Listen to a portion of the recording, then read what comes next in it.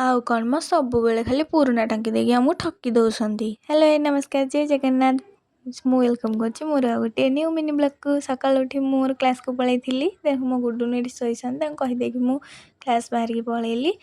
ତାପରେ ଏଠି ଯେମିତି ଯିବା କଥା ମୁଁ ନିଜେ ତ ଡ୍ରାଇଭ୍ କରିକି ଯିବାକୁ ପଡ଼ିବ, ଯେହେତୁ ମୋ ଗଧଙ୍କ ନିଦ ଭାଙ୍ଗୁନି। ତାପରେ ଏଠି ମୁଁ କ୍ଲାସ୍ ସାରି ଦେଇ ଘରକୁ ପଳାଇ ଆସିଲି। ଆସିଲା ବସିକି ଦେଖି ତ ମୋ ଗଧଙ୍କ ନିଦ ଆଜି ଭାଙ୍ଗି ଯାଇଛି। ସେ ଉଠିକି ଏଠି ଫୋନ୍ ଦେଖୁଛନ୍ତି। ମୋତେ କହୁଛନ୍ତି ମୁଁ ଖାଲି ଦେହରେ ଅଛି, ମୁଁ ଭିଡ଼ିଓ କରନି। ମୁଁ କ'ଣ ଶୁଣିବି, ମୁଁ ଭିଡ଼ିଓ ତାଙ୍କର ନେଇ ଆସିଲି ନା। ତାପରେ ଏଠି ସେ ବାହାରିଲେ ତାଙ୍କ ସପ୍କୁ ଯିବା ପାଇଁ। ଦେନ୍ ଆମେ ଟିକେ ଦହିବରା ଖାଇଦେଲୁ।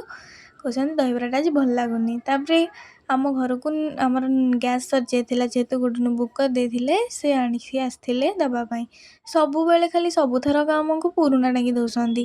ଏଇଥର କେମିତି ଗୋଟେ ନୂଆ ଟାଙ୍କି ଦେଇ ଦେଇଛନ୍ତି। ଆମ ମାମା ଦେଖିକି ଭାରି ଖୁସି, କହିଲେ ଯାହା ହଉ ଭାଇ, ତୁମେ ଆଜି ଏତେ ଦିନ ପରେ ଆମକୁ ଗୋଟେ ନୂଆ ଟାଙ୍କି ଦେଇଛ।